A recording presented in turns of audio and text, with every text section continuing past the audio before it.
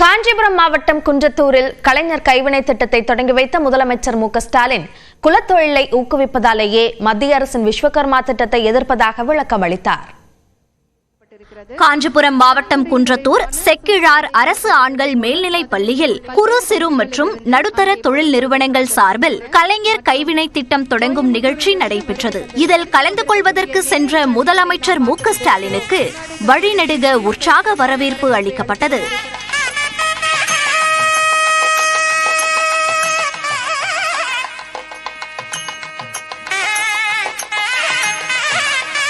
இதனைத் தொடர்ந்து மேடைக்கு சென்ற முதலமைச்சர் மு க ஸ்டாலின் கலைஞர் கைவினை திட்டத்தை தொடங்கி வைத்தார். பின்னர் பேசிய அவர் மத்திய அரசின் விஸ்வகர்மா திட்டத்தை ஏன் எதிர்க்கிறோம் என்று விளக்கம் அளித்தார். நம்மை பொறுத்தவரைக்கும் எந்த திட்டமாக இருந்தாலும் அது சமூக நீதிய சமத்துவத்தை நிலைநாட்டக்கூடிய நோக்கத்தோடு இருக்கணும். ஆனா அந்த விஸ்வகர்மா திட்டம் அப்படியான திட்டம் இல்லை. அத முதல்ல நீங்க புரிஞ்சுக்கணும். அந்த திட்டத்தின் கீழ் ஒருத்தர் பயன் பெறணும்னா அந்த விண்ணப்பதாரருடைய அவருடைய குடும்பம் காலங்காலமா செஞ்சுட்டு வரக்கூடிய தொழிலைத்தான் செய்யணும்னு நிபந்தனை விதிக்கப்பட்டிருந்துச்சு.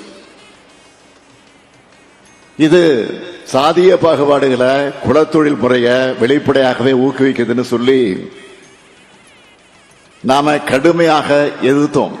மாணவர்கள் உயர்கல்விக்கு செல்லும் வயதில் குடும்ப தொழிலை செய்வதற்கு விஸ்வகர்மா திட்டம் தள்ளுவதாகவும் முதலமைச்சர் விமர்சித்தார். விண்ணப்பிக்க வர்றவங்களுக்கான குறைந்தபட்ச வயது 18 நிர்ணயிக்கப்பட்டு இருந்ததை பார்த்து எனக்கு அதிர்ச்சியும் வேதனையும் உண்டாச்சு.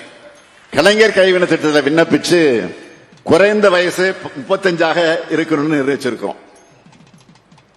அதனால கல்லூரிக்கு போற வயசுல குடும்ப தொழிலை பார்த்தா போதும்னு எந்த மாணவரும் நினைக்காம இருக்கிறத உறுதி செஞ்சிருக்கிறோம்.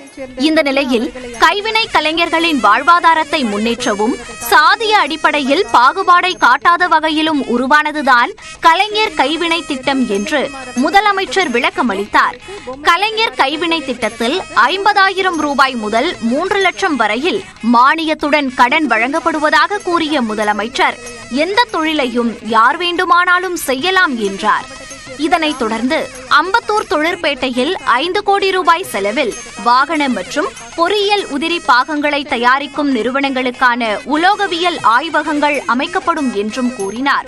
இதேபோன்று புவிசார் குறியீடு பெறுவதற்காக வழங்கப்பட்டு வரும் மானியம் 25,000 ரூபாயிலிருந்து 1 லட்சம் ரூபாயாக உயர்த்தப்படும் உட்பட 5 அறிவிப்புகளை முதலமைச்சர் வெளியிட்டார்.